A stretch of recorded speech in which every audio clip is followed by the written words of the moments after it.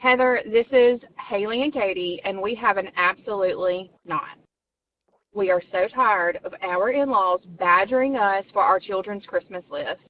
Katie here, her mother-in-law, makes her purchase the items, and she just, like, gets back with her and gives her money. And I am tired of mine badgering me how to put in their debit card information, like, how do they put it in their phone? Like, I'm over it. I'm over it. They get to pick all the presents, that we give them, so they get all the glory come Christmas. And I'm like, I did that. Right? Right. And we're making all the other Christmas magic happen. We're having to move the dang elf on the shelf every morning. Sick of that bitch. We are ordering our own presents, being Santa.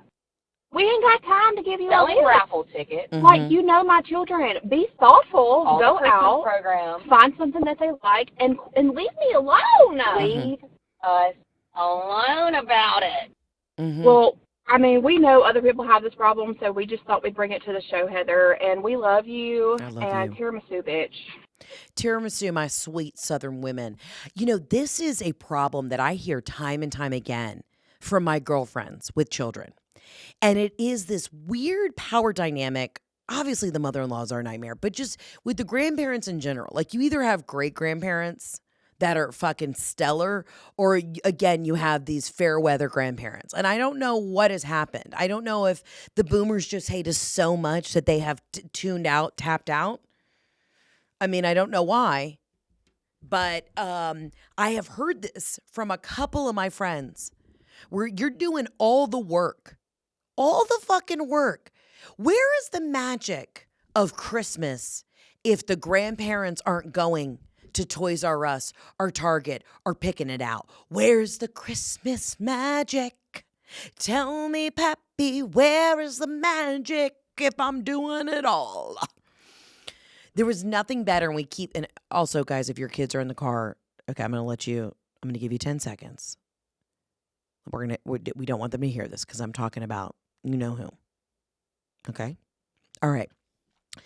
There was always a tradition for us that we would go to my grandparents' house, my dad's parents, who were mean to my mom, but we would go there for Christmas Eve, and we would open all of our gifts Christmas Eve and then do Christmas morning at our house, okay? And now that obviously I'm an adult, we always open gifts Christmas Eve. We've never been a Christmas morning people because we like to sleep in. And then Christmas morning, you just wake up and you have like a gorgeous breakfast, and then you watch movies all day or football or whatever. We were always a big celebration on Christmas Eve family. But when we go to Mimi and Papa's house, they had the best gifts. Like, my parents' gifts were second to Mimi and Papa. And, I'm sure mom and dad said, like, hey, she wants this baby doll. I remember there was a baby doll that I desperately wanted so bad, and she would get a suntan. She was a Cabbage Patch doll, and she would tan in the sun. And, this is why our entire generation is going to have melanoma, because we had actual toys that were sold to us that got a suntan. She would get freckles in the sun, and her name was like Isabella, and I loved her. And then we ended up subsequently going to tanning beds after that. Okay, core childhood memory, I had a baby doll that tanned. Hello. That's why we've all got a mole that needs to be removed every 6 months. Hello. Very obvious to me. But I'll never forget. I had my own line in our house, of course, because my dad was an IT guy. And, back when you got on the interwebs, or if you made a phone call waiting wasn't really a thing in the early 90s, barely.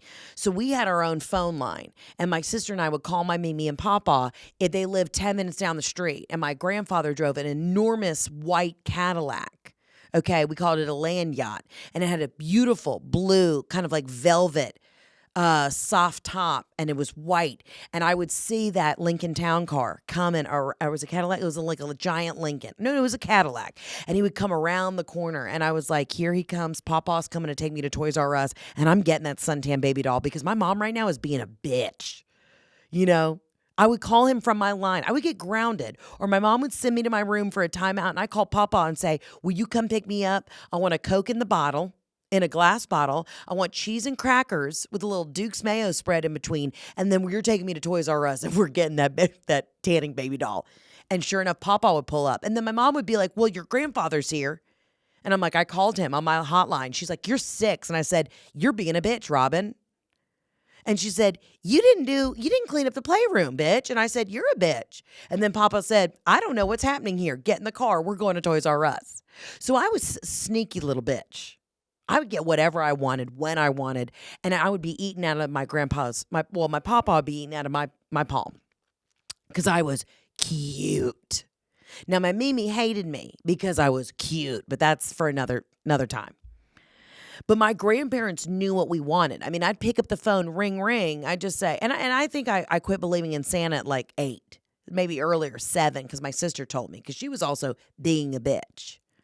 And I'd call Papa and say, Papa, this is what I want. Let's cut the shit.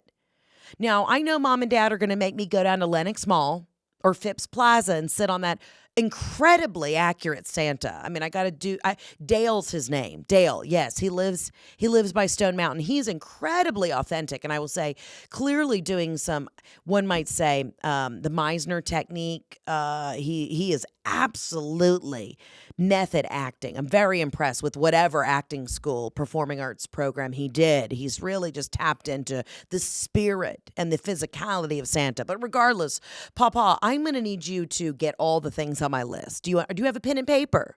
You ready? Okay. And this is what I would like. And then I'd list like 47 different variations of Beanie Babies. And when I would go over to their house on Christmas Eve, we knew some of those gifts were labeled Santa. And Papa would be smoking a cigarette, and he was the best, a very chic man. And he was like, babe, I got it. You know what I mean? It was like the subtext of the text was everybody knew that I was always older for my age, and I knew that Papa just got the things on the list. But we kind of all had to do this song and dance. I was like, oh my God, this is embarrassing. It's embarrassing that I have to do this for y'all. When I know, Papa, I made ring, ring. Who's picking up? It's my sugar daddy, my papa, period. But let me get back to y'all's issue, because I'm really making this about me. Really what you're saying, though, is now grandparents have gotten lazy. It's a different generation. You know, they said that the greatest generation was our grandparents. But these boomers, my God, asking them to do anything outside of themselves is like pulling fucking teeth. You know, and I understand that buying gifts now, times have changed. A lot of these kids want stuff off a TikTok shop or a Temu.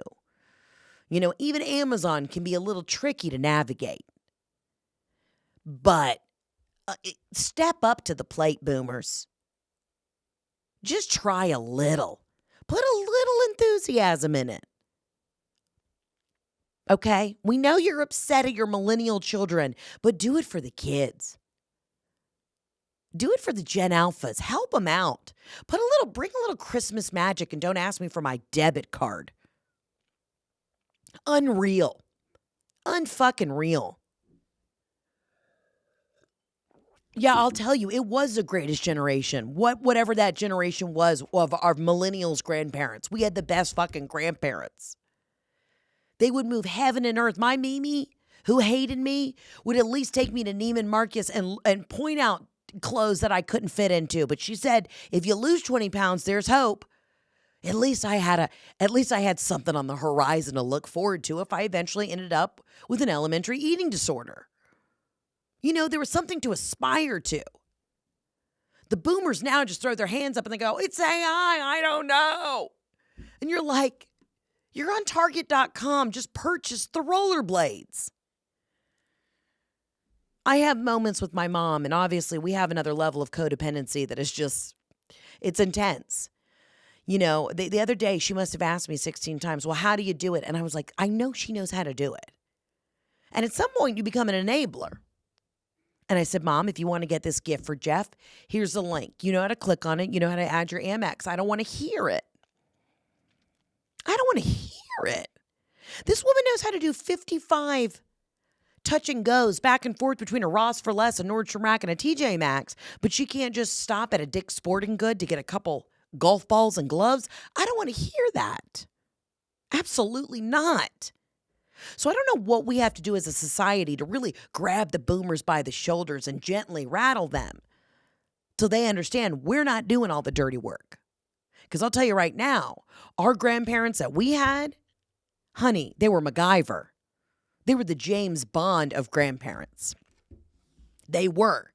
And if you had shitty grandparents, I apologize. I mean, only one side of my grandparents were stellar. and they died young. So I was fresh out of grandparents everybody died young. I think I was 5th grade, no grandparents.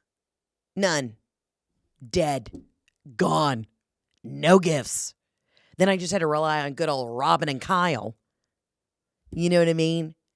And that the Christmas magic was up when you heard Kyle cracking open his 15th Diet Coke downstairs, putting together some sort of American Girl play set, just being like, what the... my dad would be like, what the fuck? I mean, how many goddamn American Girl dolls do these kids need? And does Heather realize not a single American Girl doll looks like her? I mean, she's got eczema.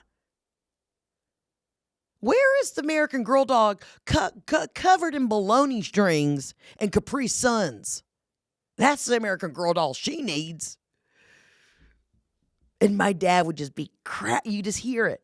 I would never listen for Santa's sleigh bells or for the reindeer's hoofs on the roof. I knew Christmas magic was coming when I heard that 15th Diet Coke crack open and my large Southern father, take a swig. And I knew he was building something magical. I knew it. We didn't leave out cookies for Santa. No, bitch. We left out a Crystals, the tiny Crystals hamburgers. We'd leave a sack of Crystals hamburgers out and 14 Diet Cokes and maybe a weed pen and say, get to work, daddy-o. Nothing better. And then one Christmas, my sister and I, my parents were not early risers. No one in my family is a morning person. And my parents had clearly been up all night. Robin's drinking red wine. Kyle's had 45 Diet Cokes, putting together this play set. And I think we wake them up at like 7 a.m. And they're like, no, give us 3 more hours to sleep. And we said, fuck that. And Ashley and I went down and we opened all of our gifts. And when my parents came down the stairs, it was a Kevin McAllister level of, oh shit, we're fucked. And my mom cried and then made us rewrap all the gifts. And then we had to get a family video. And my dad was like sitting in a bathrobe, like half awake with a Diet Coke in one hand and the family, like the video camcorder in the other hand. And half a testicles hanging out of the bottom of the robe. He had pants on, shorts on, but there was always just, an 80s dad, early 90s dad, the shorts were so short. There was always a loose testicle in our home of all women. And I'm not scarred by that. It's actually a core memory. And I know a lot of people are going to be very alarmed and deterred by that. But if Kyle McMahan didn't have a nut just kind of with a mind of its own in the house, I didn't feel safe, to be totally honest with you. Oh my God. I know someone's going to say you should have edited that out, but do people who are listening who had that dad who just fucking ran shit, you know what I mean? It's like Tony Soprano. My dad was always in a pair of shorts and a bathrobe, but you just never knew. You just knew you knew to not look directly across on the couch. You were like, and it was his house. I wasn't going to tell him, it is what it is. And Dad was sitting there with a Coke and recording us, and Ashley and I are like having to pretend. I mean, talk about stellar child actors. Reopening My Little Pony sets. Like, this is the first time I've seen this. And my mom's making Christmas breakfast. Just like, the amount of effort that I put in to finding this shit at Ross Filless in the bargain bin. And I always have to prepare myself because Robin gives the shittiest gifts. She is the most fun to be around, but gives the shittiest gifts. The shittiest gifts. Also, you don't get a sense of accomplishment. I'm like a kicked puppy dog, right? Who keeps going back to get kicked. You don't get a sense of accomplishment when you give a gift to my mother, because you could buy her the Birkin, and she would unwrap it and be like, oh, it's nice. Okay, it's interesting. I don't love this crocodile. And you're like, Mom, this was the most rare bag. You have no idea the Frenchman that I had to fuck to get this. And she's like, okay, well, we'll see. Yeah, okay, it's fine. Like, you could give her exactly what she wanted, and there's just no sense of zest or zeal. Like, she'll smile and get excited, but I don't get a thrill off of giving her gifts. I do it because I'm a people pleaser, and I keep going back for more. I keep going back to see if maybe this is the one thing that I've gotten her where she's going to love it. And she's like, did you keep the receipt? Okay, this is not my color. Heather, you know what my color is. And you're just like this spoiled brat, this bitch. We love her. Robin is the most fun to spend the holidays with. A sassy Sagittarius. But man, that Christmas that she made us rewrap and unwrap, re-unwrap the gifts was burned, singed in my brain.